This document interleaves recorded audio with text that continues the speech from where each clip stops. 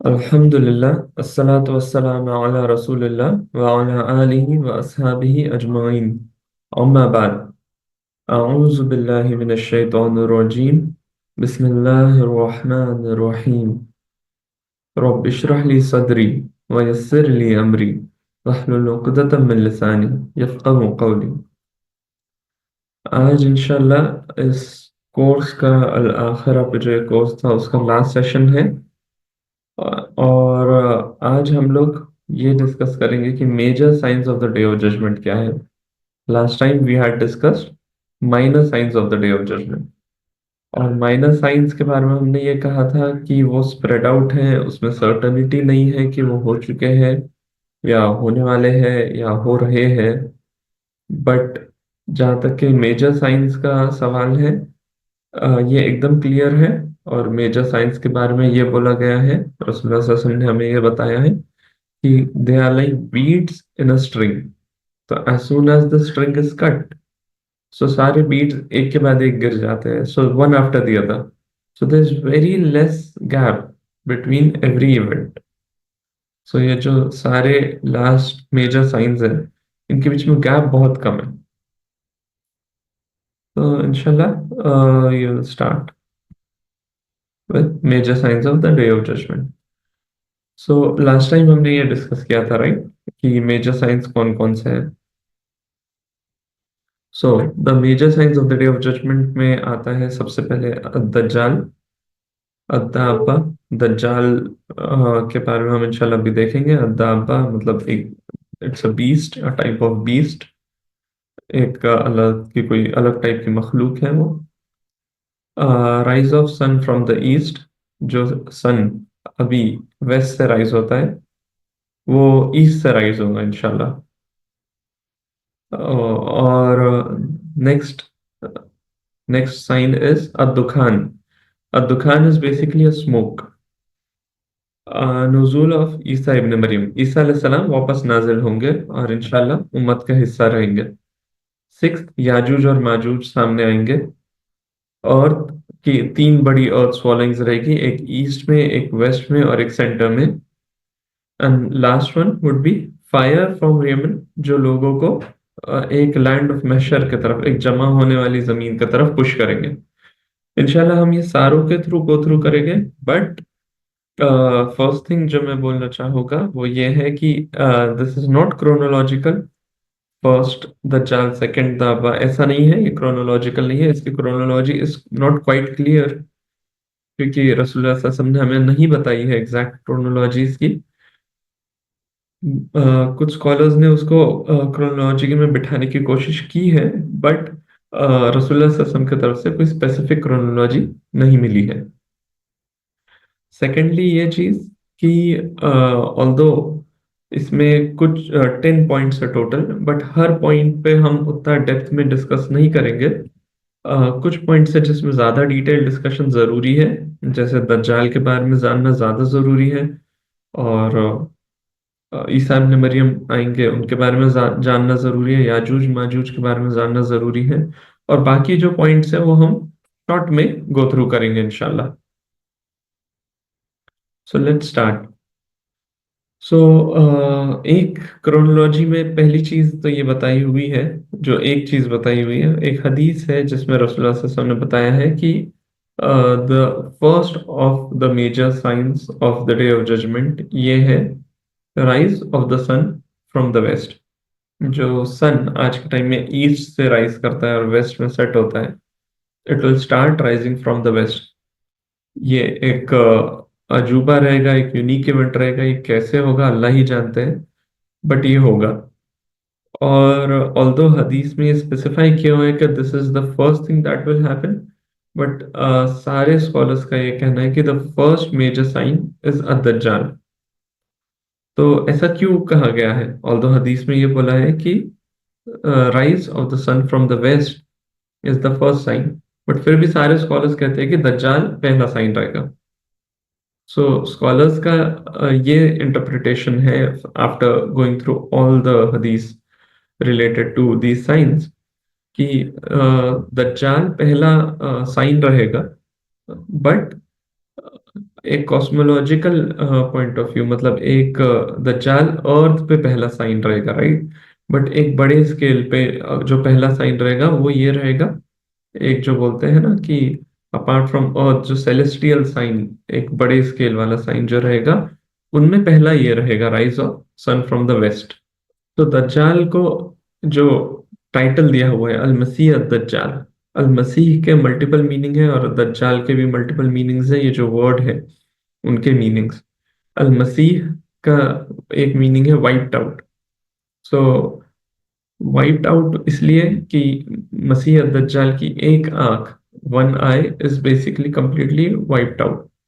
इसका मतलब ये नहीं कि वो एक सॉकेट जैसा है, वो ऐसा है कि it's like a little bulge, but it is completely wiped out, वहां पे उसके आंख कुछ नहीं है।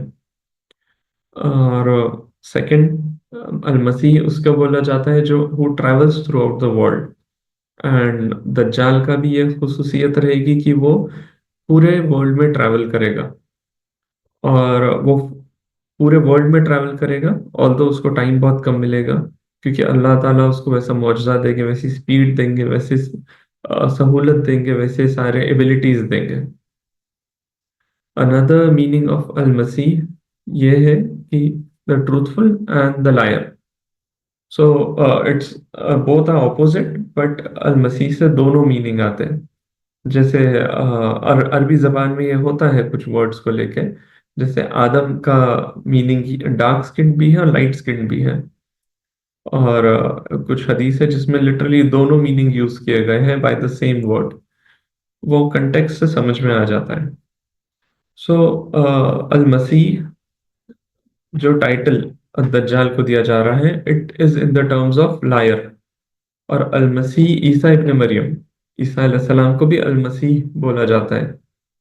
और वो टाइटल उन्हें क्यों मिला है? क्योंकि वो सच्चे थे, ट्रूथफुल थे, उस वजह से। और अनदर मीनिंग ऑफ अल मसीह इज द अनॉइंटेड वन, मतलब जिसको एक पर्टिकुलर एक से एक रिस्पेक्ट मिला हुआ है, ये भी स्पेसिफिकली ईसा अलैहिस्सलाम के लिए एप्लीकेबल है। और अब दज्जाल, दज्जाल का मीनिंग क्या है? दज्जल अल अर्द बोला जाता है कि कोई चीज को अर्थ में छुपा दिया गया। दज्जाल मतलब कोई चीज को छुपा देने वाला, कंसीलिंग समथिंग। और जब इलेक्ट्रोप्लेटिंग होती है ना, एक सादा सा मेटल लिया और उस पर गोल्ड प्लेटिंग कर दी। So originally it is not gold, but कोई भी उसे देखेगा तो कोई नहीं पहचान पाएगा कि ये गोल्ड है या नहीं है, सब हर कोई सोचेगा कि ये गोल्ड है। और ये एग्जैक्टली दज्जाल का यही तरीका है। जब दज्जाल के करामात सब देखेंगे जो अल्लाह ताला ने उसको अता किए हैं, तो सब सोचेंगे कि ये तो बहुत खैर करने वाला है, but it is just a covering, और अंदर से जो है वो प्योर बिगाड़ है और डिसेप्शन। दज्जाल एग्जैक्टली यही करता रहेगा, वो डिसीव करता रहेगा सबको। और उसके डिसेप्शन के क्या तरीके हैं, इंशाल्लाह वो भी हम लोग डिस्कस करेंगे आगे। दज्जाल झूठ बोलेगा, डिसेप्शन करेगा, और उसका जो प्रेजेंटेशन रहेगा चीजों का, वो बहुत ब्यूटिफाइड रहेगा। भले ही वो अंदर से खोखला है, जैसा कि हमको आज के दौर में नजर आता है ना, बड़ी कंपनीज बहुत ब्यूटिफाइड वे में अपने प्रोडक्ट को प्रेजेंट करती है, भले ही अंदर से उसकी न्यूट्रिशन वैल्यू जीरो रहे।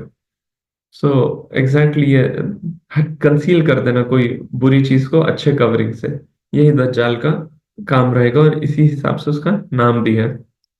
Another meaning of the word Dajjal is impostor, and exactly Dajjal would be an impostor. So रसूलुल्लाह सल्लल्लाहु अलैहि वसल्लम ने उसके लुक्स को हमें डिस्क्राइब किया है, और रसूलुल्लाह सल्लल्लाहु अलैहि वसल्लम दज्जाल के बारे में काफी जिक्र करते थे। बल्कि रसूलुल्लाह सल्लल्लाहु अलैहि वसल्लम ने बताया है हमें कि हर नबी ने अपनी उम्मत को दज्जाल के फितने से वार्न किया है। और ये क्यों है अल्लाह ही बेहतर जानते हैं, बट दज्जाल का फितना जो है वो सारे फितनों में इमामुल फितना, मतलब द बिगेस्ट ऑफ ऑल फितना है। और ये रसूलुल्लाह सल्लल्लाहु अलैहि वसल्लम ने बहुत क्लियरली कई बार सहाबाओं को बताया। एक एक दिन था जिसमें रसूलुल्लाह सल्लल्लाहु अलैहि वसल्लम सहाबाओं को दज्जाल के बारे में बता रहे थे, और इतना ज्यादा बता रहे थे कि आखिरी में सब सारे चेहरे परेशान हो गए थे। और रसूलुल्लाह सल्लल्लाहु अलैहि वसल्लम ने कहा कि मुझे डर है कि मैं जितना आप लोगों को दज्जाल के बारे में बता रहा हूँ, you might not be able to remember it, आप उसमें से काफी कुछ शायद भूल भी जाएंगे। इतना ज्यादा जिक्र होता था दज्जाल का कि वो सहाबा, रसूल सल्लल्लाहु अलैहि वसल्लम को डर था कि सहाबा भूल ना जाए। बट रीजन क्या था ये? रीजन ये था कि जो सबसे बड़ा फितना है उसके बारे में रसूलुल्लाह चाहते थे कि उम्मत प्रिपेयर्ड रहे। और उस एस्पेक्ट से आखिरी में जब रसूलुल्लाह सल्लल्लाहु अलैहि वसल्लम ने ये फरमाया कि मुझे डर है कि आप लोग ये सब भूल जाएंगे, फिर रसूलुल्लाह सल्लल्लाहु अलैहि वसल्लम ने फरमाया बस ये याद रखना कि दज्जाल की left eye will be covered with a thick piece of flesh. मतलब वो एक ही आंख से देख पाएगा। वो रसूल सल्लल्लाहु अलैहि वसल्लम ने कहा कि ही इज आवर, मतलब ही इज सिंगल आइड, उसकी सिर्फ एक आंख है जो फंक्शनल है। और ये याद रखना कि आपके रब जो है अल्लाह आवर नहीं है, अल्लाह इज नॉट सिंगल आइड। ये रसूल सल्लल्लाहु अलैहि वसल्लम ने क्यों कहा? क्योंकि एट अ सर्टेन पॉइंट दज्जाल वुड स्टार्ट क्लेमिंग, इनिशियली तो वो ये क्लेम करेगा कि मैं मसीहा हूँ, सबके खैर के लिए आया हुआ हूँ। एंड इवेंचुअली वो ये क्लेम करेगा कि मैं ही खुदा हूँ। तो रसूल सल्लल्लाहु अलैहि वसल्लम ने हमको समझाने के लिए ये कहा कि वो वन आइड है, बट अल्लाह ताला वन आइड नहीं है। और दज्जाल के चेहरे पे दोनों आंखों के बीच में लिखा रहेगा ये वर्ड कफर। तो उसका ये काफिर उसके माथे पे लिखा रहेगा आंखों के बीच में। और हर ईमान वाला उसको पढ़ पाएगा, चाहे वो लिटरेट हो या इलिटरेट हो। तो जब हम ये सब सुनते हैं तो कैसा लगता है ना कि इट इज क्वाइट सिंपल। रसूलुल्लाह सल्लल्लाहु अलैहि वसल्लम ने एकदम क्लियर बता दिया, दज्जाल ऐसा है, ऐसा दिखेगा, उसकी एक आंख है, उसका ये मामला है। और आगे और भी उसका डिस्क्रिप्शन है। उसके माथे पे लिटरली लिखा है कफर, मतलब हमें पता है और हम पढ़ पाएंगे ये काफिर है। तो फिर ये फितना इतना बड़ा क्यों है? तो इंशाल्लाह हम अभी डिस्कस करेंगे तो क्लियर होगा। रसूलुल्लाह सल्लल्लाहु अलैहि वसल्लम ने उसके लुक्स के बारे में और क्या डिस्क्राइब किया है? He will be a young man with reddish complexion. Reddish complexion रहेगा, यंग मैन रहेगा, हाइट उसकी कम रहेगी और स्टाउट, थोड़ा सा वाइडर, वाइड शोल्डर्ड रहेगा, हल्के कर्ली हेयर्स रहेंगे, और एक आंख पूरी तरीके से नॉट फंक्शनल रहेगी। हर डिस्क्रिप्शन में ये चीज बार बार बताई गई है कि one I would be non functional. ये इसलिए बताया गया है ताकि जब भी वो वक्त आए कि दज्जाल सामने आए तो ईमान वाले पहचान सके। और उनके लुक्स के बारे और दज्जाल के लुक्स के बारे में और क्या बताया गया है? He will have a broad forehead and a wide upper chest. और रसूलुल्लाह सल्लल्लाहु अलैहि वसल्लम सब बेस्ट एफर्ट लगा रहे हैं ताकि एक एक पर्सनालिटी डिस्क्राइब करने के दज्जाल किसी के भी सामने अगर वो आए तो वो पहचान सके। सो एंड दज्जाल will walk with a limp because one of his legs will be shorter than the other.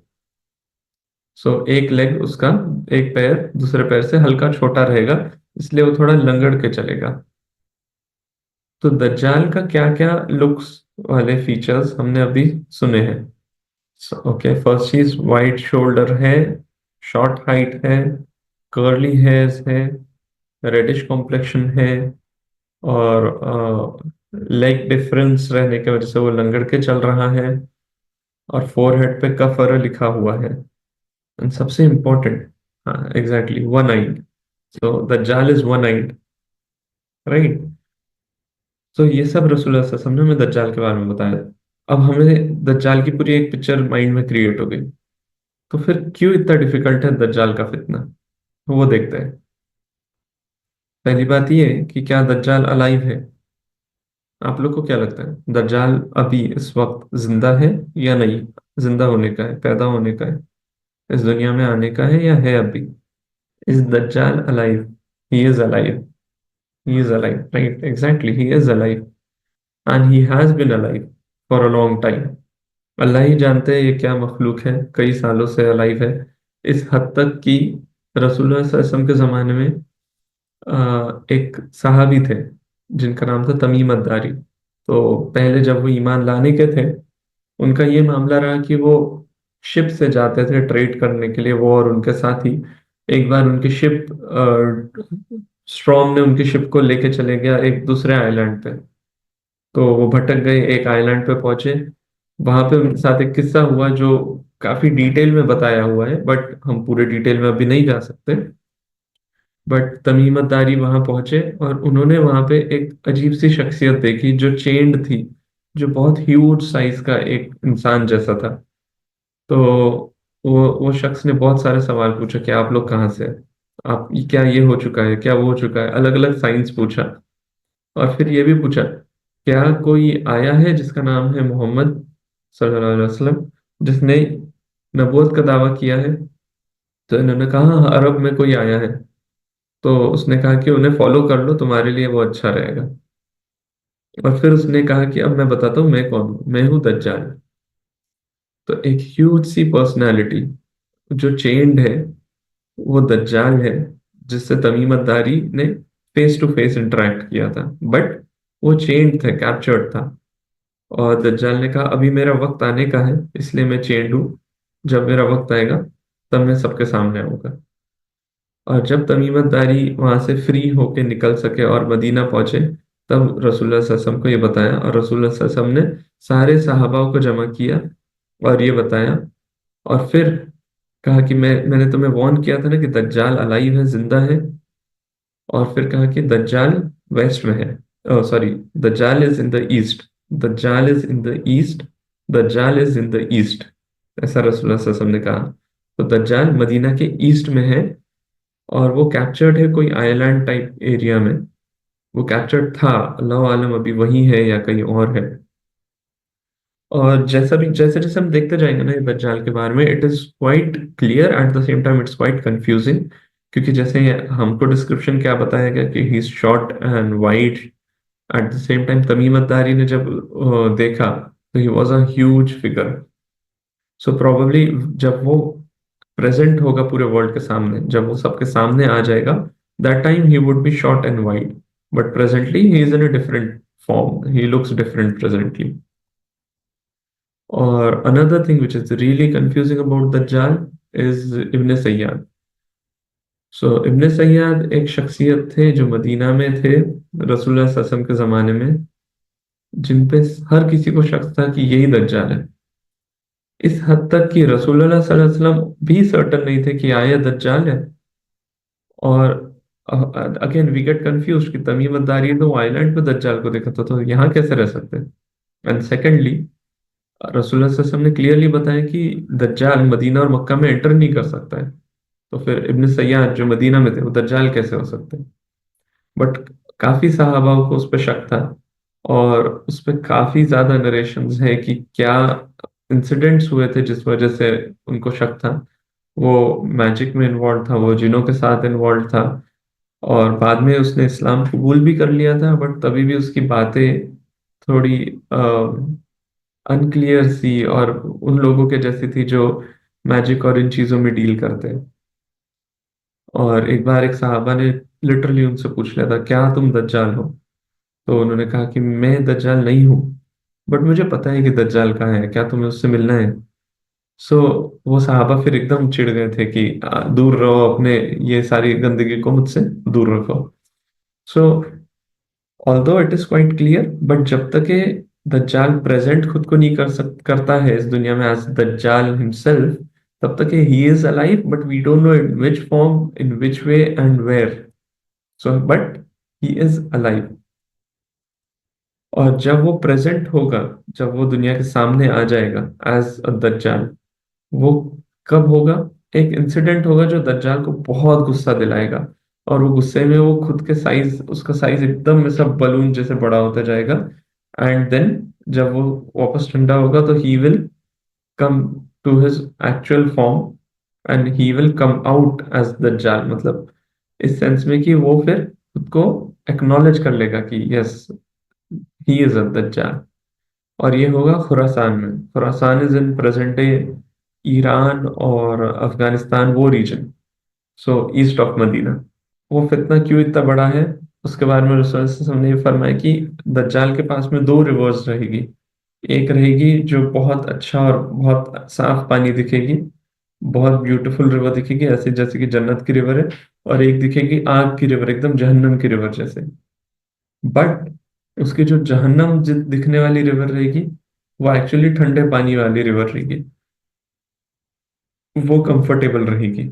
But जो उसकी जन्नत दिखने वाली रिवर रहेगी, वो एक्चुअली जला देने वाली रहेगी। और दज्जाल का यही है बात। कि दिखता कुछ है और एक्चुअली कुछ और है। तो वो एक शख्स को अपने सामने बुलाएगा कि क्या तुम मेरे दावत को कबूल करते हो, क्या तुम मुझे खुदा मानते हो। अगर मानते हैं तो ओके, अगर नहीं मानते हैं तो ऐसा दिखेगा कि उसने आग में फेंक दिया। और असल में क्या रहेगा कि वो आग में नहीं फेंका हुआ है। It is a deception through and through.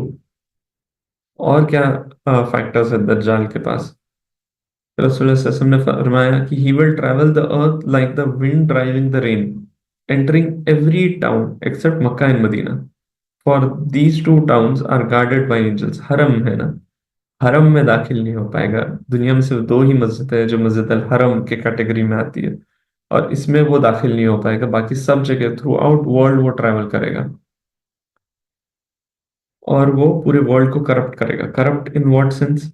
अंदर से खोखला कर देगा। जो बोलते हैं ना, बाहर ही तो बहुत अच्छा दिख रहा है बट अंदर से खाली है। और दज्जाल कौन से वक्त आएगा? एक ऐसा वक्त रहेगा आखिर जमाने में, वो वक्त रहेगा कि मेहदी अलैहिस्सलाम ना आए, और उन्होंने बहुत फितने के दौर में मुस्लिम्स को एक जगह जमा किया और यरूशलेम को कैप्चर किया, और वहां पे मुस्लिम्स है पीसफुली। बट सडनली डिफिकल्टीज बढ़ती जा रही है। मेहदी अलैहिस्सलाम के टाइम पे बहुत बरकत रहेगी उस रेंज में जहाँ पे उनका कंट्रोल है। बट धीरे धीरे डिफिकल्टी बढ़ेगी। एक ईयर रहेगा जब बारिश वन थर्ड रोक दी जाएगी। एक ईयर रहेगा हाफ ऑफ द बारिश रोक दी जाएगी। और एक ईयर रहेगा जब कंप्लीट ड्राउट रहेगा। तो इंसान बहुत मुश्किल वाली सिचुएशन में रहेगा। और उस मुश्किल वाली सिचुएशन में जब दज्जाल सामने आएगा, और दज्जाल फिर क्या करेगा कि आपकी खेती पूरी सूख रही है, वो एक इशारा करेगा और बारिश हो जाएगी, पूरी खेती फसलें खड़ी हो जाएगी, हरी हो जाएगी। और अगर आपने ईमान नहीं लाया तो वो एक इशारा करेगा और खड़ी फसलें भी आपकी गायब हो जाएगी। People who are living in Makkah and Medina, they won't be able to see Dajjal. They will be able to see Dajjal, but the point would be कि वो लोग मक्का और मदीना के अंदर हैं तो प्रोटेक्टेड रहेंगे, वो प्रोटेक्शन में है।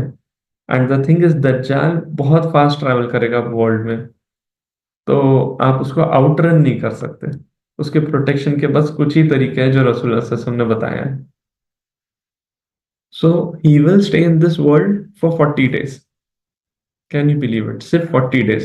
बट रसूलुल्लाह सल्लल्लाहु अलैहि वसल्लम ने फरमाया कि उसमें से जो पहला दिन रहेगा वो तुम्हारे एक साल के बराबर रहेगा, और जो दूसरा दिन रहेगा वो तुम्हारे एक महीने के बराबर रहेगा, और तीसरा दिन रहेगा वो तुम्हारे एक हफ्ते के बराबर रहेगा, और बाकी नॉर्मल डेज रहेंगे। तो although it is 40 days but वो ड्यूरेशन ज्यादा है। रसूलुल्लाह सल्लल्लाहु अलैहि वसल्लम ने ऐसे क्यों डिस्क्राइब किया, आज हम नहीं समझ सकते। जब वक्त आएगा तभी समझ में आएगा। अल्लाह हमें वो वक्त से बचाए। दज्जाल का फितना बहुत बड़ा है, इतना बड़ा कि जब रसूलुल्लाह सल्लल्लाहु अलैहि वसल्लम पूरा सहाबाओं को बता रहे थे उस फितने के बारे में, एक के बाद एक के बाद एक, तो सहाबाओं के चेहरे बदल गए थे। तो रसूलुल्लाह सल्लल्लाहु अलैहि वसल्लम ने नोटिस किया। रसूलुल्लाह सल्लल्लाहु अलैहि वसल्लम को बहुत फिक्र थी। उनको नजर आ जाता था सहाबाओं के चेहरे पे कि मेरी उम्मत परेशान दिख रही है। तो वो पूछ लिए फिर रसूलुल्लाह ने कि तुम्हारे चेहरे क्यों परेशान दिख रहे हैं?" तो सहाबा बोल उठे, सहाबाओं में से एक, कि आप जिस तरीके से बता रहे हैं हमें ऐसा लगता है कि वो बस मदीना के बाहर ही और किसी भी वक्त आ जाएगा। तो रसूलुल्लाह सल्लल्लाहु अलैहि वसल्लम ने उनको अश्योरेंस दिया, अगर मेरे रहते में वो आता है, अगर रसूलुल्लाह सल्लल्लाहु अलैहि वसल्लम के रहते में वो आता है, तो रसूलुल्लाह ने कहा कि I will take care of him. But अगर मैं नहीं रहता हूँ, अगर हम रसूलुल्लाह सल्लल्लाहु अलैहि वसल्लम इस दुनिया में नहीं रहते, तो रसूलुल्लाह सल्लल्लाहु अलैहि वसल्लम ने कहा कि फिर हर किसी को खुद को प्रोटेक्ट करना है। एंड अनफॉर्चुनेटली हम उस काबिल नहीं थे। अल्लाह ताला ने हमको रसूलुल्लाह सल्लल्लाहु अलैहि वसल्लम से मिलने का मौका नहीं दिया इस दुनिया में तो। बट जब दज्जाल आता है हमारे पास रसूलुल्लाह तो नहीं होंगे। अगर हमारे दौर में वो आ जाता है तो हमारा काम क्या है, हमको खुद को कैसे प्रोटेक्ट करना है। रसूलुल्लाह सल्लल्लाहु अलैहि वसल्लम ने हमारी फिक्र करते हुए हमको वो रास्ता जरूर बताया है। तो वो इंशाल्लाह हम अभी डिस्कस करेंगे। And he will travel through out the world except for 2 cities, जैसा कि हमने डिस्कस किया। वो 2 सिटी इसलिए नहीं एंटर कर पाएगा क्योंकि वो 2 सिटी प्रोटेक्टेड है, मक्का और मदीना दोनों हरम। दज्जाल का फितना बड़ा इसलिए है क्योंकि वो ऑर्डर करेगा और बारिश हो जाएगी। अब ये चीज सोचे कि हमारा समझिए एक फार्म है या एक बिजनेस है। सो फार्म का एग्जांपल इसलिए दिया गया है क्योंकि थ्रू आउट सेंचुरीज हर कोई समझ सकता है। Let's modify it a little. हमारा एक बिजनेस है जिसमें हम काफी अच्छा वर्क कर रहे हैं, एंड दज्जाल हमारे सामने आ जाता है और हमको कहता है कि मुझ पे ईमान लाओ, नहीं तो तुम्हारा बहुत नुकसान होगा।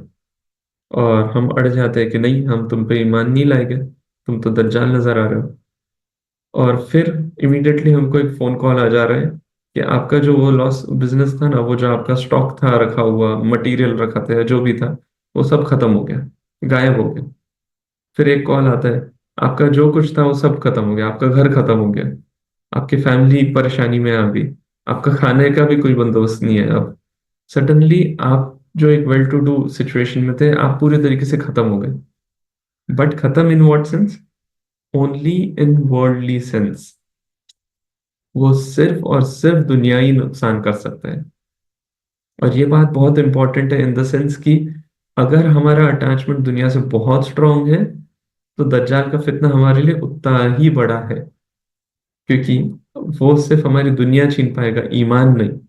और अगर किसी का ईमान उसके दुनिया की मोहब्बत से बहुत स्ट्रांगली लिंक्ड है, तो जैसे ही वो दुनिया छीनेगा, हमारा ईमान भी छिन जाएगा। और जैसे ही हमने हमारा ईमान खो दिया और बोल दिया कि नहीं, हम तुम पे ईमान लाते हैं, दज्जाल पे, तो वो एक इशारा करेगा और बारिश हो जाएगी और आपकी फसल फिर से आ जाएगी। एक इशारा करेगा, आपका जो भी नुकसान है वो पूरा हो जाएगा। वो पॉइंट करेगा खजानों की तरफ और खजाने उसके तरफ चल के आ जाएंगे। अल्लाह ताला ने उसको वो सब सलाहियतें दी है जस्ट सो दैट अल्लाह हमें टेस्ट कर सके। जब ईमान वालों को इमाम मेहदी मिलेंगे और वो सिचुएशन मिलेगी जब उनके पास में बहुत कुछ रहेगा, तब ये टेस्ट रहेगा, बहुत बड़ा टेस्ट। वो एक यंग मैन को बुलाएगा अपने तरफ और उसको दो टुकड़ों में काट देगा, और फिर बाद में इशारा करेगा तो वो यंग मैन वापस जिंदा होकर उसके पास हंसते हुए चलता हुआ आएगा। ये अल्लाह ताला की तरफ से है। मौत और जिंदगी दोनों अल्लाह की तरफ से, और अल्लाह ने दज्जाल को वो दिया है एक टेम्पररी तौर पे, as a test for us. So आज के दौर में हम ये सोचें कि हम खुद को, फॉर एग्जाम्पल, हमारी एक बिजनेस मीटिंग है और दूसरी तरफ नमाज का टाइम खत्म हो रहा है। अगर हम वो बिजनेस मीटिंग को या वो क्लास को ज्यादा इंपॉर्टेंस दे रहे हैं रादर देन हमारे नमाज का टाइम, तो हम दज्जाल के फितने में खड़े होने लायक भी नहीं रहेंगे। और रसूलुल्लाह सल्लल्लाहु अलैहि वसल्लम ने फरमाया, जिस शख्स ने अपना ईमान दज्जाल के आने के पहले मजबूत कर लिया, वो उसका हो गया मजबूत। और जिसने दज्जाल के आने के बाद ईमान लाया, उसका ईमान उसको कोई मदद नहीं करेगा, क्योंकि दज्जाल के खिलाफ वो ईमान नहीं टिक पाएगा। वो एक बद्दू को बुलाएगा, एक सिंपल माइंडेड एक बद्दू को बुलाएगा और बोलेगा कि क्या तुम मेरे ऊपर ईमान लाओगे अगर मैं तुम्हारे वालिद और वालदा को तुम्हारे सामने जिंदा खड़ा कर दूं? वो बोलेगा हाँ, ये तो मतलब मुआवजा है, ये तो मैं ईमान ला लूंगा। तो वो दो शैतान को, दो जिनों को गाइड करेगा कि वो उसके माँ बाप की शक्ल में उसके सामने आ जाए, और उसके माँ बाप दावत देंगे उसको कि दज्जाल को खुदा मान ले। बहुत बड़ा फितना है, बहुत बड़ा फितना है। और जो कोई उसके दावत को रिफ्यूज करेगा, उसका माल, उसका सब कंफर्ट उसके हाथ से छिन जाएगा। बट एक शख्स रहेगा। दज्जाल मदीने के बाहर खड़ा है। Just imagine the scenario, Medina ऐसी सिटी है कि दो तरफ से माउंटेन रेंज से घिरी हुई है, और हरम mountain range to mountain range है, रसूलुल्लाह सल्लल्लाहु अलैहि वसल्लम ने हमें बताया है। वो माउंटेन रेंजेस के उस पार वो दज्जाल खड़ा है। और रसूलुल्लाह सल्लल्लाहु अलैहि वसल्लम ने ये भी बताया कि दज्जाल वहां खड़े होकर पॉइंट करेगा और बोलेगा, वो जो व्हाइट कलर का कैसल दिख रहा है ना, वो सफेद महल जो नजर आ रहा है, वो मोहम्मद का महल है सल्लल्लाहु अलैहि वसल्लम। रसूलुल्लाह सल्लल्लाहु अलैहि वसल्लम के जमाने में मस्जिद नबवी मिट्टी की बनी हुई थी, बट रसूलुल्लाह सल्लल्लाहु अलैहि वसल्लम ने प्रेडिक्ट किया और आज मस्जिद नबवी के मीनार वाइट है। मस्जिद हरम, मक्का के मस्जिद के मीनार वाइट नहीं है, वो ग्रेइश है। बट मस्जिद नबवी प्योर वाइट है। अल्लाह आलम वो बनाते टाइम बनाने वालों ने ये सोचा या नहीं सोचा, बट आज के तौर पे मस्जिद नबवी एग्जैक्टली वही डिस्क्रिप्शन है जो दज्जाल वहां खड़े होकर डिस्क्राइब करेगा। तो the ground is quite ready. इस हद तक कि हमारे लोकल इमामों से भी हमने ये सुन लिया है कि बहुत करीब है कि दज्जाल आ जाए, वक्त वैसे ही नजर आ रहा है। तो हमें जरूरत है कि हम पूरे तरीके से mentally, knowledge wise and every other way prepared रहें। तो दज्जाल का मामला ये रहेगा कि वो मदीना के बाहर है, और जस्ट इमेजिन करें वो अपना कैंप लगा के है, और एक ईमान वाले आया और उसके लोगों ने उसे पकड़ा, या फिर वहां पे वो गुजरा और दज्जाल के सामने से प्रेजेंट किया गया। वो ईमान वाला आएगा और बोलेगा कि तुम दज्जाल हो। दज्जाल को वो चीज बहुत ज्यादा बुरी लगेगी कि ये मुझे फेस पे डिनाई कर रहा है और बाकी सब भी देख रहे हैं। तो वो उसको उठाएगा और अपनी आग वाली रिवर में फेंक देगा। असल में वो आग वाली रिवर तो ठंडा पानी है, कंफर्टेबल है। और फिर उसे निकालेगा बाहर और बोलेगा, अब तुम यकीन करते हो कि मैं ही हूँ जो जला सकता हूँ और बचा सकता हूँ। वो बोलेगा ईमान वाला कि अब तो मेरा ईमान और पक्का हो गया कि तुम दज्जाल हो। फिर वो उस ईमान वाले को कत्ल कर देगा और फिर से जिंदा कर देगा, और बोलेगा अब यकीन हुआ कि तुम दज्जाल हो। सॉरी, ईमान वाले को नहीं, उसके सामने दूसरे शख्स को कत्ल करेगा और जिंदा करेगा। और फिर वो ईमान वाला जिसको यकीन था कि रसूलुल्लाह सल्लल्लाहु अलैहि वसल्लम ने जो कहा वो सच है, वो उसका ईमान और पक्का हो जाएगा। यही ब्यूटी है ईमान की। जैसे मुश्किलात बढ़ती जाती है ना, ईमान और पक्का होते जाता है। फिलिस्तीन के लोगों को देखें, सीरिया के लोगों को देखें, मुश्किलात में उनकी ईमान कैसे पहाड़ जैसे है। अल्लाह हमें भी बुलंद ईमान दे। तो वो शख्स ये देख के और पक्का हो जाएगा कि मुझे यकीन हो गया कि तुम दज्जाल हो। और दज्जाल फिर उसका कुछ नहीं बिगाड़ पाएगा, क्योंकि अल्लाह वो ईमान वाले को प्रोटेक्ट करेंगे। बट रसूलुल्लाह सल्लल्लाहु अलैहि वसल्लम ने ही हमें ये बताया है। एट द सेम टाइम रसूलुल्लाह सल्लल्लाहु अलैहि वसल्लम ने ये भी बताया है कि अगर हम में से किसी को भी पता चले कि दज्जाल आ चुका है, तो हम वो बस्ती, वो टाउन, वो शहर छोड़ दे और अपनी बकरियां उठा के पहाड़ों पे चले जाए। मतलब सोसाइटी से जितना दूर जा सकते चले जाए, दज्जाल से जितना दूर भाग सकते भाग ले, क्योंकि वो फितना बहुत बड़ा है। और हम में से कोई अपने ईमान पे कॉन्फिडेंट रह के दज्जाल के सामने चले जाए अगर, ये सोच के कि मुझे तो सारे साइंस पता है, उसका डिस्क्रिप्शन पता है, बट कोई अगर वैसे जाता है तो ईमान के साथ जाएगा और ईमान खो के ही वापस आएगा, एक्सेप्ट फॉर दिस मैन। और ये शख्स उस वक्त का सबसे बेहतरीन शख्स होगा। तो हाउ मामला ये रहेगा, follow him you get everything, you don't follow him you lose everything. इसलिए वो फितना बहुत बड़ा है। But how do you protect yourself from दज्जाल? चार चीजें हैं जो रसूलुल्लाह सल्लल्लाहु अलैहि वसल्लम ने बताई। सबसे पहली चीज वो है, इसमें सेकंड आ गई इट सीम्स। सबसे पहली चीज ये है कि हम दज्जाल से प्रोटेक्शन मांगे। सेकंड चीज ये है जो रसूलुल्लाह सल्लल्लाहु अलैहि वसल्लम ने बताई कि whoever memorizes the first 10 verses of Surah Al-Kahf will be protected from the trials of Dajjal। कोई गेस करेगा कि क्यों स्पेसिफिकली सूरत अल कहफ ही क्यों, कोई और सूरह क्यों नहीं? एंड सेकेंडली, पहली 10 आयत और यही क्यों, सूरह कहफ के बारे में ही क्यों बोला गया है? चैट में आप लोग डालें कि आप क्या सोचते हैं क्यों सूरह कहफ के बारे में बोला गया है। Another way of protecting your ourselves from दज्जाल इज अल्लाह से प्रोटेक्शन मांगे। रसूलुल्लाह सल्लल्लाहु अलैहि वसल्लम ने हमें वो दुआ सिखाई है कि फितनत दज्जाल से हम प्रोटेक्शन मांगे।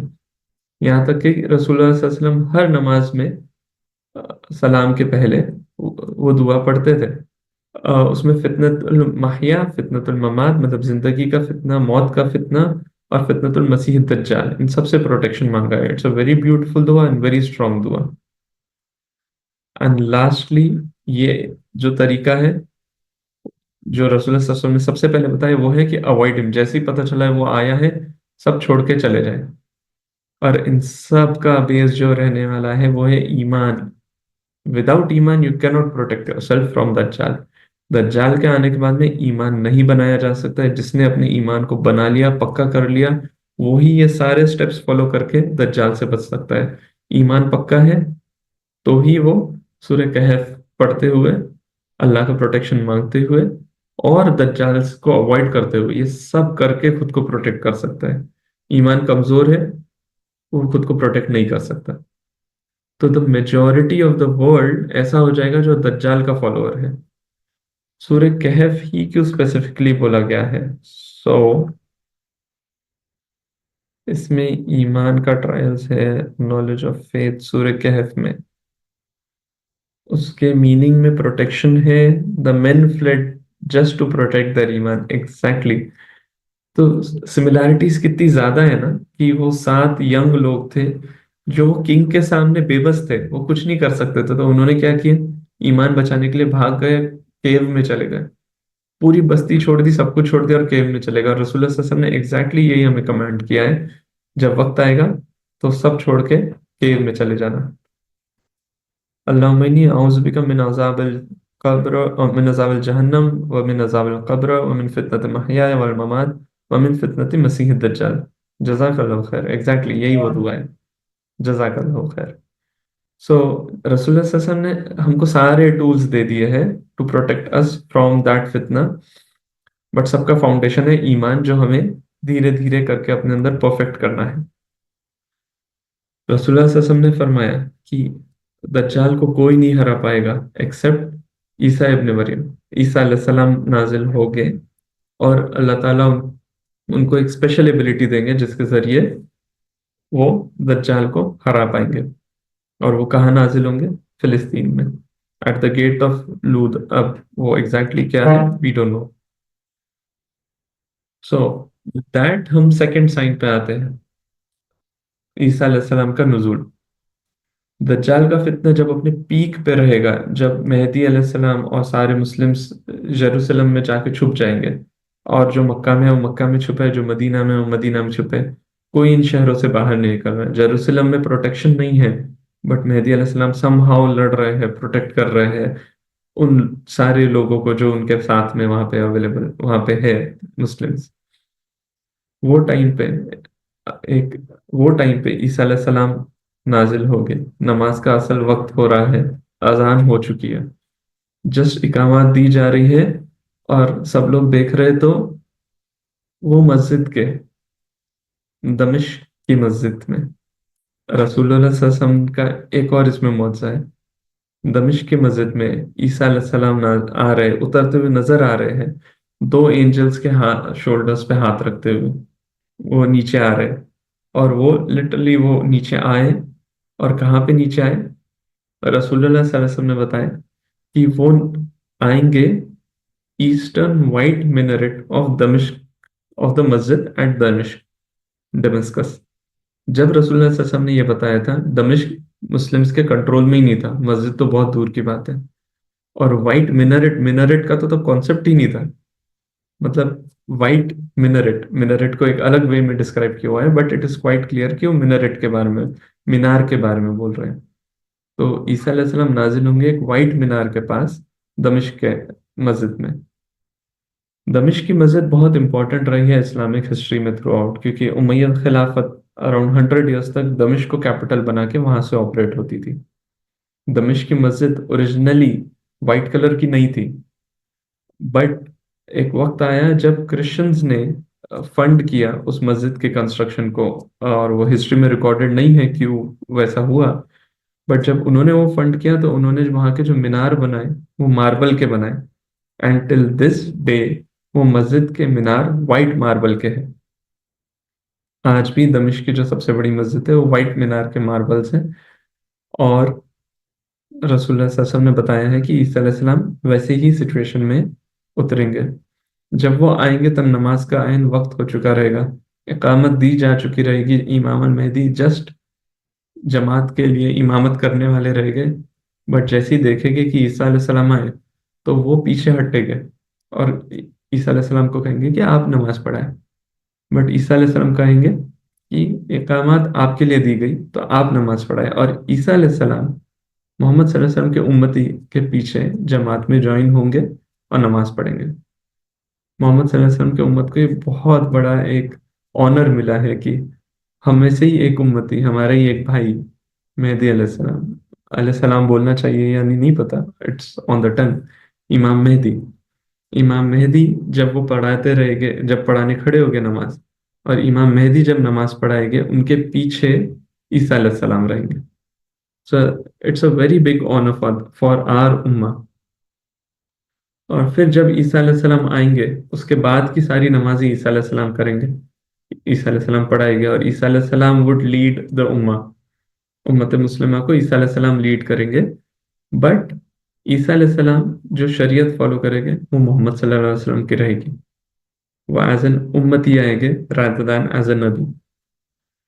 और ईसा अलैहिस्सलाम के बारे में रसूलुल्लाह सल्लल्लाहु अलैहि वसल्लम ने ये फरमाया कि जब वो आएंगे तो he will break the cross. दुनिया में जो भी क्रॉस है उसे वो ब्रेक कर लेंगे। So it's also symbolic at the same time it is literal, कि वो उसे डिनाई कर देंगे कि ये क्रॉस मेरी निशानियों में से है ही नहीं। Secondly, he will kill the pigs.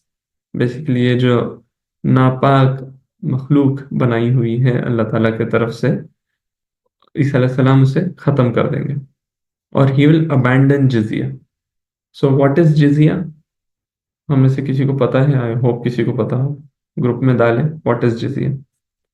And what will ईसा अलैहि सलाम डू? वो मोहम्मद सल्लल्लाहु अलैहि वसल्लम की शरीयत फॉलो करेंगे। ऑल्दो जब ईसा अलैहि सलाम आए थे वो टाइम पे शरीयत अलग थी, मूसा अलैहि सलाम की शरीयत थी। एंड वो एक डिफरेंट वे में थी। था सब इस्लाम ही, बट ईसा अलैहि सलाम अब जब आएंगे तो मोहम्मद सल्लल्लाहु अलैहि वसल्लम की शरीयत फॉलो करेंगे। जिजिया was exactly what you have said. It was a tax on non-Muslims, and वो टैक्स क्यों था? ईमान वालों के लिए कंपलसरी था ज़कात देना, गैर ईमान वालों के लिए ज़कात कंपलसरी नहीं थी। तो जब ईमान वाले ज़कात दे रहे थे तो गैर ईमान वालों से जिजिया लिया जाता था। एंड वो जिजिया लेने के अगेंस्ट में वहाँ के द खलीफा यूज टू प्रोवाइड सर्विसेज, जो वैसी सर्विसेज जैसी एक गवर्नमेंट प्रोवाइड करती है, प्रोटेक्शन, डेवलपमेंट। और एक बार ये भी हो चुका है हिस्ट्री में कि जब खलीफा को ये लगा कि अब ये क्रिश्चियन एक टाउन को मुस्लिम आर्मी प्रोटेक्ट नहीं कर पाएगी, तो पूरा जिजिया उनको रिटर्न कर दिया गया, ये बोल के कि अब हमारे लिए आपको प्रोटेक्ट करना मुश्किल है। तो अगर कोई अटैक करता है तो आप सरेंडर कर दे ताकि आपको कोई हार्म ना हो। हमारी आर्मी यहाँ से हट जाएगी ताकि जंग के दौरान आपको कोई हार्म ना हो। दिस इज व्हाट इज जिजिया। बट ईसा अलैहि सलाम जब वापस आएंगे तो वो जिजिया को बैन कर देंगे, क्योंकि वो टाइम पे सिचुएशन ये रहेगी, आइदर ईसा अलैहि सलाम को आप देख रहे हो जो क्रॉस ब्रेक कर रहे हैं, जो खुद सामने है, either you believe in him, और if you don't then there is fight against you. So ईसा अलैहिस्सलाम जिजिया को हटा देंगे। और ईसा अलैहिस्सलाम इस उम्मत के साथ हज या और उम्रा करेंगे, और या शायद करेंगे उम्रा, बट हज जरूर करेंगे तो इस उम्मत के साथ। और ईसा अलैहिस्सलाम जब आएंगे तो अल्लाह ताला उनको एक स्पेशल एबिलिटी देंगे कि ईसा अलैहिस्सलाम के सिर्फ ब्रेथ से या फिर सिर्फ नजर से दज्जाल खत्म हो जाएगा। दज्जाल जो इतना पावरफुल रहेगा, एट द एंड अल्लाह ताला की मखलूक है और अल्लाह ताला के हाथ में सब कुछ है। ईसा अलैहिस्सलाम की ब्रेथ या विजन ही काफी रहेगा उसको खत्म करने के लिए, और ईसा अलैहिस्सलाम उसे खत्म कर देंगे। और जब वो खत्म हो जाएगा तब ईसा अलैहिस्सलाम और ईमान वाले पूरे दुनिया में फिर से ईमान को फैलाएंगे, और बहुत जल्दी ईमान हर घर में पहुंच जाएगा जैसा रसूलुल्लाह सल्लल्लाहु अलैहि वसल्लम ने प्रॉमिस किया था। आखिरी में अल्लाह ताला ने इस दुनिया में विक्ट्री ईमान की रखी है। अल्हम्दुलिल्लाह, ये सारे जो बशारात है, signs of the day of judgment, ये हमारे हमारे लिए बशारात क्यों है? आज चाहे कितनी भी तकलीफ हो, आखिरी में विक्ट्री ईमान की है।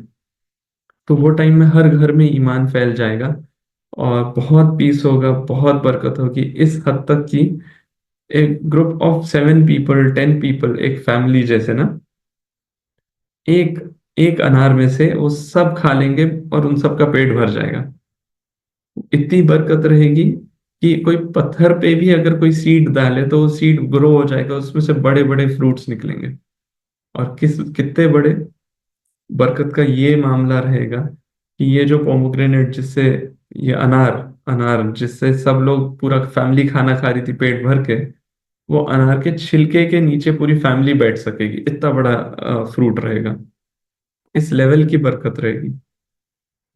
बट जब ये मामला चलता रहेगा, वो वक्त में अगला फितना आएगा सामने, और वो फितना रहेगा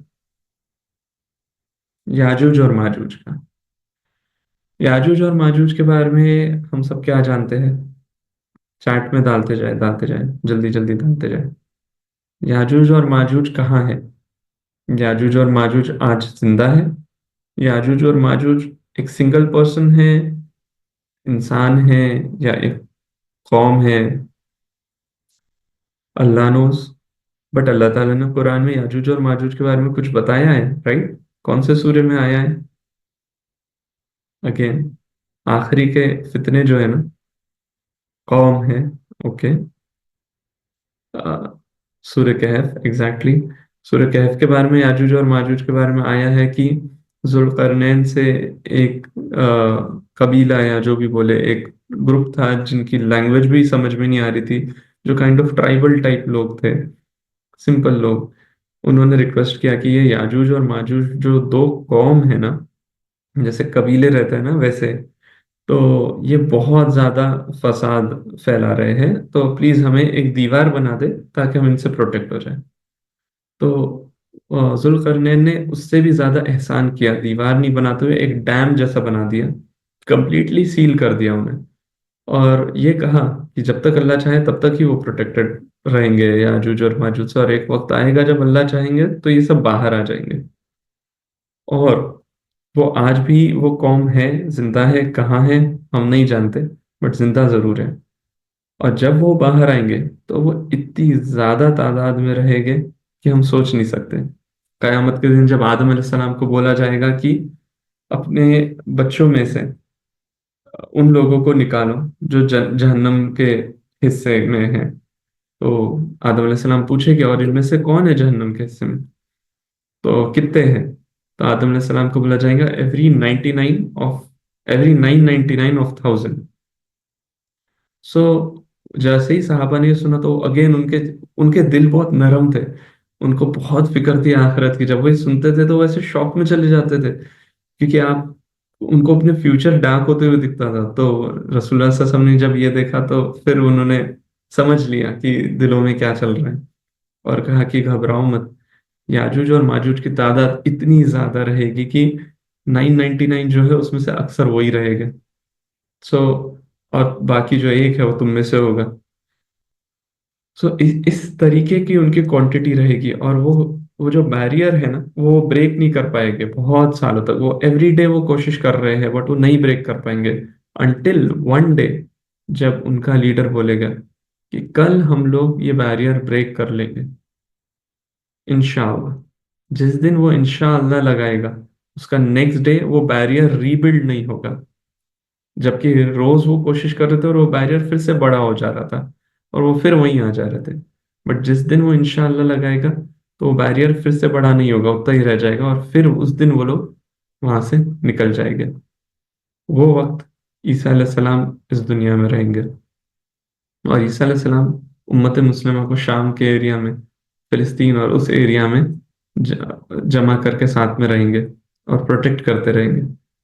बट याजूज और माजूज का फितना सॉरी, इतना बड़ा रहेगा कि वो कंट्रोल के बाहर रहेगा, और उनके अगेंस्ट लड़ना प्रैक्टिकली पॉसिबल नहीं रहेगा। उनकी तादाद इतनी ज्यादा रहेगी कि वो अगर एक लेक के पास आए, तो उनका पहला शख्स थोड़ा पानी पिएगा, अगला पानी पिएगा, और वैसे सब पानी पीते जाएंगे। जब आखिरी वाले लोग आएंगे याजूज और माजूज में से ही, तो बोलेंगे यहाँ पे तो एक लेक थी ना, वो कहाँ गई? तो बताया, अरे वो सबने पी कर ट्राई कर ली, पूरा का पूरा तालाब पी लिया। इतनी ज्यादा उनकी तादाद रहेगी, और थोड़ा वहशी किस्म के लोग वहां पे, जो जानवर दिख रहा है वो उन्होंने खा लिया, तो कुछ भी खाने का मिल नहीं रहा है। इतना कि एक एक भैंस का सर की भी बहुत ज्यादा वैल्यू रहेगी, क्योंकि बाकी सब तो यही लोग खा चुके रहेंगे। बहुत ज्यादा फितना फसाद डेफिनेटली, उनका उनका नेचर ही वैसा बनाया हुआ है। तो जब वो उनका ये मामला चलता रहेगा, तब ईसा अलैहिस्सलाम और मुस्लिम्स दुआ करेंगे अल्लाह ताला से कि हमारे में तो ताकत नहीं है अल्लाह, आप ही हमें इस फितने से बचाएं।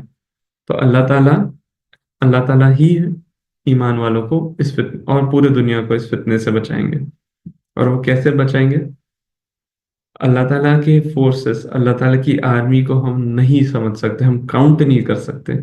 हर चीज जो अल्लाह ने बनाई है वो अल्लाह के ताबे है, हर अल्लाह की आर्मी का हिस्सा है। अल्लाह ताला एक वर्म लाएंगे, और वो वर्म याजूज और माजूज के अंदर जाएंगी, और वो वर्म ऐसी स्प्रेड होंगी जैसे एक प्लेग स्प्रेड होता है ना, याजूज और माजूज ये कौमों के बीच में, और पूरी के पूरे कौम को खत्म कर देगी एक एक छोटी सी वर्म। अल्लाह ताला बड़ी से बड़े ताकत को छोटे से वर्म से खत्म करके अपनी ताकत दिखा देंगे। बट मौत के बाद में जब उनकी पूरी डेड बॉडी दुनिया में फैली रहेगी, तो उनकी डेड बॉडीज भी एक फितने का जरिया रहेगी। तो ईसा अलैहिस्सलाम मुस्लिम्स के साथ मिलकर फिर से दुआ करेंगे कि या अल्लाह, इनकी तो डेड बॉडीज ने पूरे दुनिया में करप्शन फैला दिया है ना, एक अजीब सी बू, एक गंदगी, एक बीमारी वाला मामला फैला दिया है, इससे हमें बचा ले। तो अल्लाह ताला बड़े बड़े बर्ड्स लाएंगे जो पूरे ये बॉडीज को उठा के फेंक देंगे, और फिर बारिश लाएंगे। ऐसी बारिश जो पूरे अर्थ को साफ कर देगी, ऐसी बारिश जो हर कच्चे पक्के मकान के अंदर तक चली जाएगी। वी डोंट नो वो कैसी बारिश होगी, बट ऐसी बारिश रहेगी जो पूरे दुनिया को साफ कर लेगी, इनके बुराई से, इनके स्टेंथ से, इनके डेड बॉडीज से, और साफ करके दुनिया को पाक कर देगी।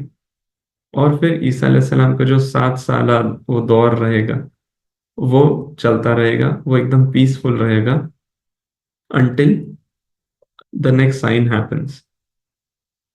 सो अगला मामला ये रहेगा, बाकी सारे science will go through very briefly, but अगला मामला ये रहेगा कि ईसा अलैहिस्सलाम का इंतकाल होगा, जो अभी हुआ नहीं है, वो उठा लिए गए थे ना, तो उनका इंतकाल होगा, और उम्मत मुस्लिमा उन पे जनाजे की नमाज पढ़ेंगे।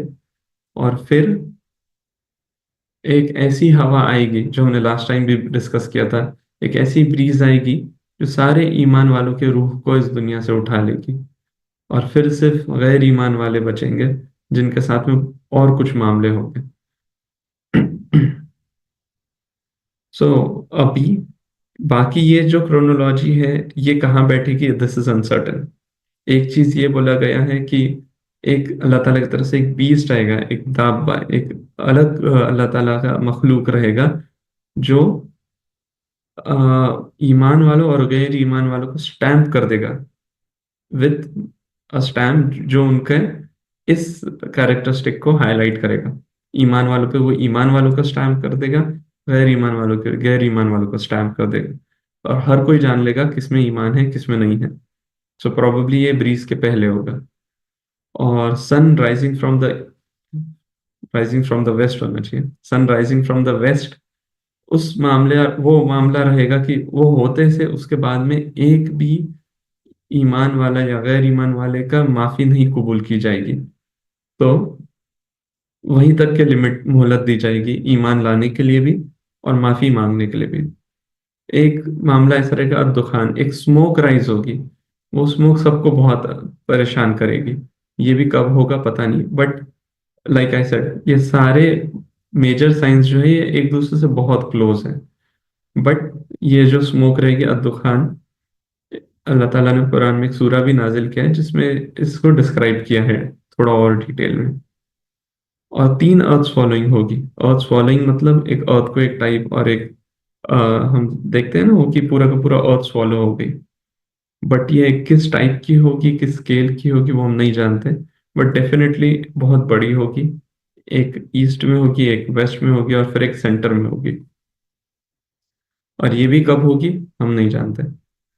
और आखिरी में जब ईमान वाले नहीं रहेंगे इस दुनिया में, सिर्फ गैर ईमान वाले ही बचेंगे, तब एक आग उठेगी यमन से, जो सब लोगों को पुश करेगी। सब लोग वो आग से डर के भागते जाएंगे, हत्ता कि सब लोग वो यमन, और सॉरी यमन नहीं, सीरिया, यमन से भाग भाग के सीरिया तक पहुंच जाएंगे। और उस तरफ रसूलुल्लाह सल्लल्लाहु अलैहि वसल्लम ने बताया है एक लोकेशन जहाँ पे लैंड ऑफ महशर जहाँ पे वो सब जमा हो जाएंगे। ये लैंड ऑफ महशर अलग है, या फिर वही लैंड ऑफ महशर है जहाँ सब पूरी उम्मत सारे इब्ने आदम को जमा होना है हिसाब के लिए?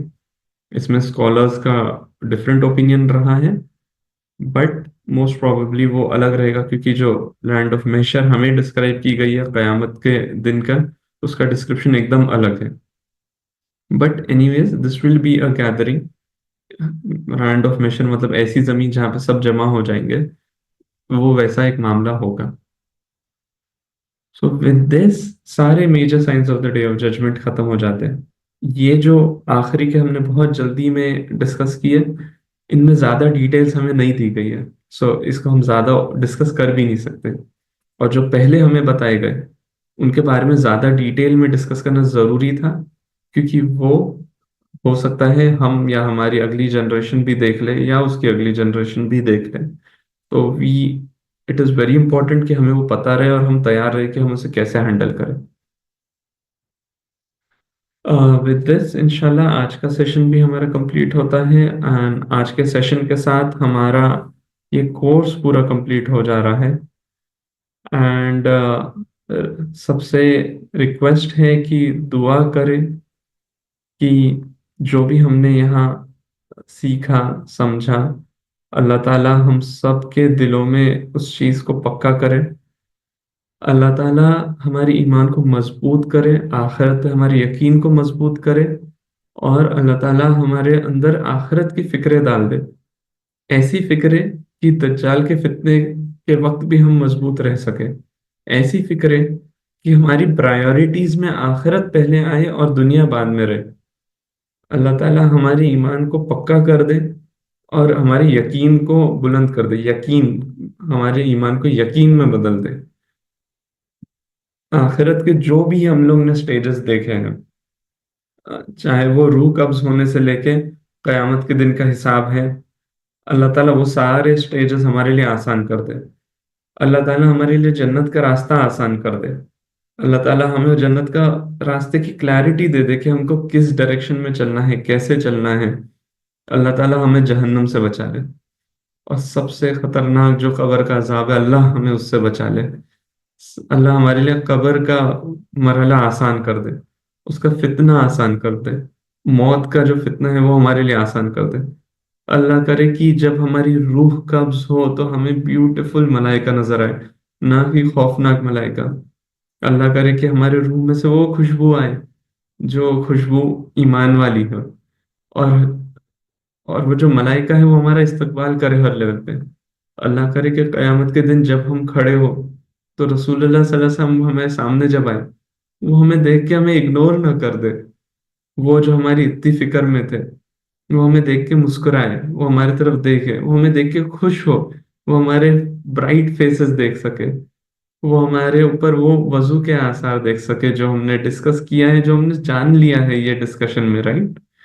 वो हमारे चेहरे पे वो नमाज के आसार देख सके, वो हमारी तादाद देख के खुश हो, वो हमें देख के और गमगीन ना हो और परेशान ना हो कि हमारे उम्मत के ये बंदे तो नहीं है लायक जन्नत में आने के। अल्लाह ताला हमारी हिफाजत करे जलील होने से कयामत के दिन। कयामत का दिन वो दिन जब पूरे दुनिया के सामने हमारे पूरे पूरे आमाल खोल के एकदम एकदम नंगा खोल के सामने रख दिए जाएंगे, एकदम ब्लाइंड ब्लैंक सामने रख दिए जाएंगे। उस दिन जिल्लत से अल्लाह हम सबको बचाए। उस दिन अल्लाह ताला हम सबको इज्जत दे, हमें पिलर्स पे रखे, अल्लाह ताला हमारे प्रोटेक्शन में रखे, अल्लाह के प्रोटेक्शन में रखे, और अल्लाह ताला हमको अर्श का साया नसीब करे। जो साया नसीब करना बहुत अल्लाह ने आसान कर दिया है। अल्लाह ताला हमारे दिलों को नरम कर दे, ताकि हमारे दिलों पे आखिरत की बात का वो असर हो जैसा सहाबाओं के दिलों पे होता था। वो सहाबा जो दुनियावी मामलों में पत्थर के जैसे मजबूत थे, जिनको कोई भी मुश्किल हिला नहीं सकती थी, जो अपना पूरा माल देके भी बिना एक भी परेशानी के खुशी खुशी अल्लाह के राह में निकल जाते थे, वो स्ट्रॉन्ग सहाबा ये आखिरत के बारे में सुन के हिल जाते थे, रो देते थे। अबू बकर, उमर रदियल्लाहु अन्हु, उस्मान रदियल्लाहु अन्हु कब्र देख के रो देते थे, यहाँ तक कि दाढ़ी गीली हो जाती, इतना ज्यादा फूट फूट के रो देते थे। अल्लाह ताला हमारे दिलों को भी वैसा नरम कर दे कि एटलीस्ट उसका कुछ हिस्सा तो हमारे दिल पे असर हो जाए, हमारे दिल भी अल्लाह ताला नरम कर दे। आप सबसे रिक्वेस्ट है कि दुआ करें आगे भी, इंफरादी तौर पे भी, और अकेले में बैठ के रो के अल्लाह से दुआ करें, अल्लाह के वो अजाब से डर के दुआ कर रहे हैं, ताकि हम सब भी अर्श के साए में क़यामत के दिन रह सके। और आप सबसे रिक्वेस्ट है कि ये इसमें से जो भी चीज मिली, जो भी चीज याद रह जाए, वो हर वो शख्स तक पहुंचाए जिनसे आपका इंटरेक्शन हो रहा हो। कोशिश करें कि ज्यादा से ज्यादा दूर तक ये बात फैल सके, ताकि कयामत के दिन हमारे मीजान में वो अच्छा वजन दे सके। और आप सबसे रिक्वेस्ट है कि हमारे जन्नत के रास्ते को अच्छे से प्लान करें, टारगेट करें, उस तरीके से करें जैसे हम हमारी जिंदगी की छोटी छोटी चीजों को टारगेट करते हैं। अल्लाह हम सबको जन्नत में दाखिल, जन्नतुल फिरदौस में दाखिल होने की तौफीक दे, और रसूलुल्लाह सल्लल्लाहु अलैहि वसल्लम के साथ इस तरीके से रहने की तौफीक दे।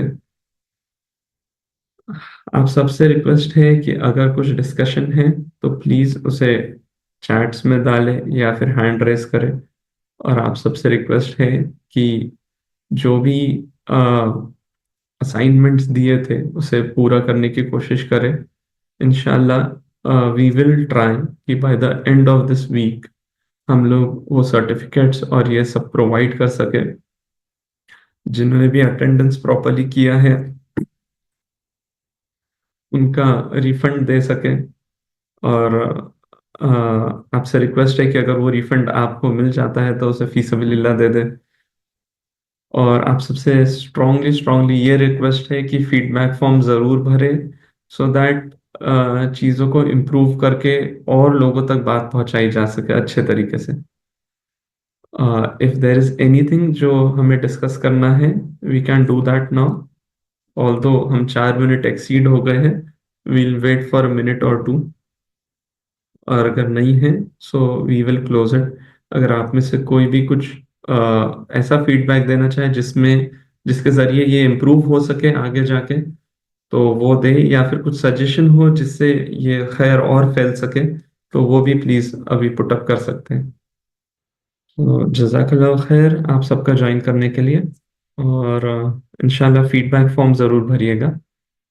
सुब्हानकल्लाहुम्मा व बिहम्दिका व नशहदु अन ला इलाहा इल्ला अंता नस्तगफिरुका व नतूबु इलैक। अस्सलामु अलैकुम व रहमतुल्लाहि व बरकातुहू।